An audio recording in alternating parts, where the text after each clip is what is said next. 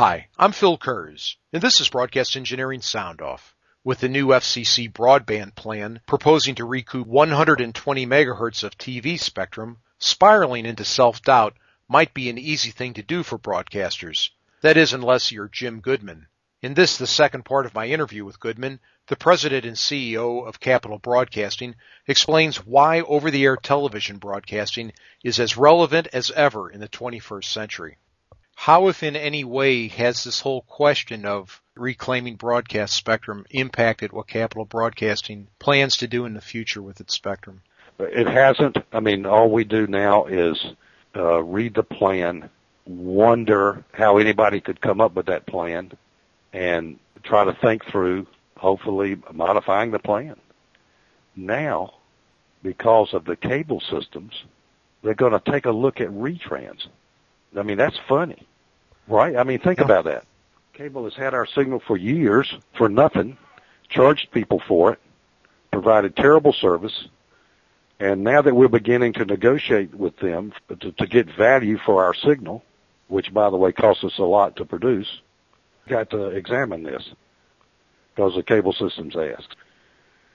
I feel like the FCC has thrown us in the ditch when we're the best that we've ever been and provide a better service and we're more important than we've ever been. I'm not a big public company. Right. Right, my grandfather put this station on the air in 56. But this is what we do. Mm-hmm. And the broadband plan says we're going to lose our channel. Do you think there will be many general managers out there who will seriously consider selling all or part of their spectrum? You know, they might. I think maybe let's see, ABC, NBC, CBS, Fox, CW, maybe below the sixth station, maybe, or seventh. They're talking about an auction? Right.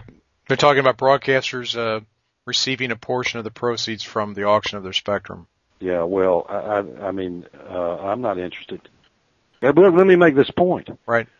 The government provided coupons for the purchase of 34 million converter boxes. Well, what about those people? So does over-the-air television broadcasting remain relevant in the 21st century? Our product has by far the largest audiences. Right. Right? And the fact that we are available free over the air, I'm aware that there are estimates from anywhere from 15 to 25% of the homes have at least one off-the-air TV set. I'm not sure exactly how many there is. Right.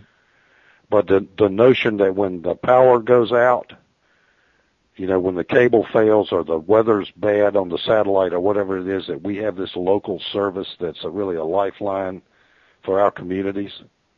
But we've got the best of everything in the United States. We got free over-the-air, we got cable, we got satellite, we got internet.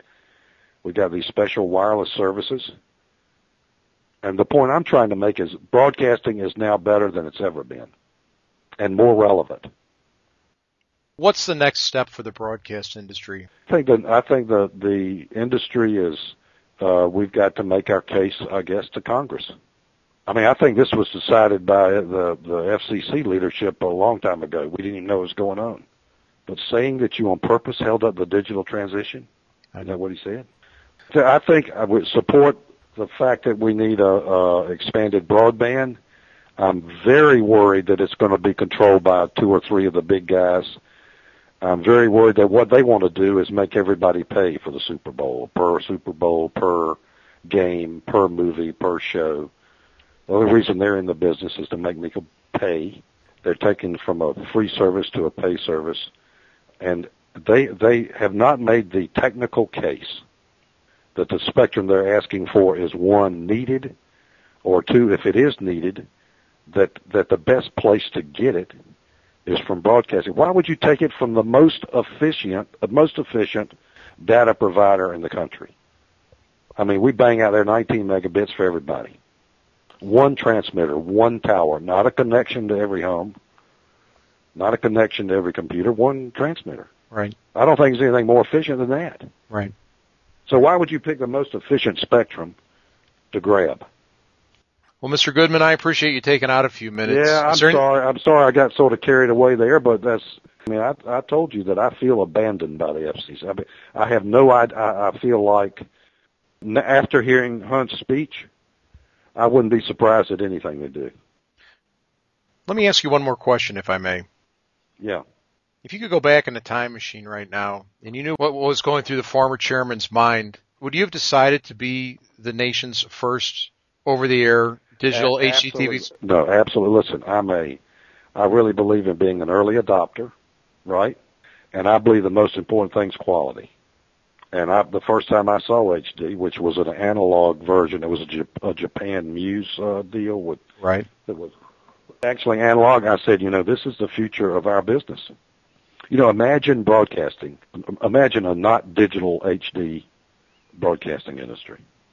The digital made us competitive. Matter of fact, made us the leader for the future. So, no, I wouldn't change anything.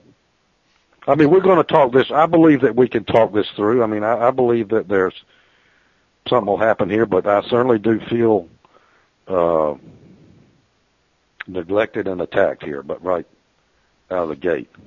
For Broadcast Engineering, I'm Phil Kurz.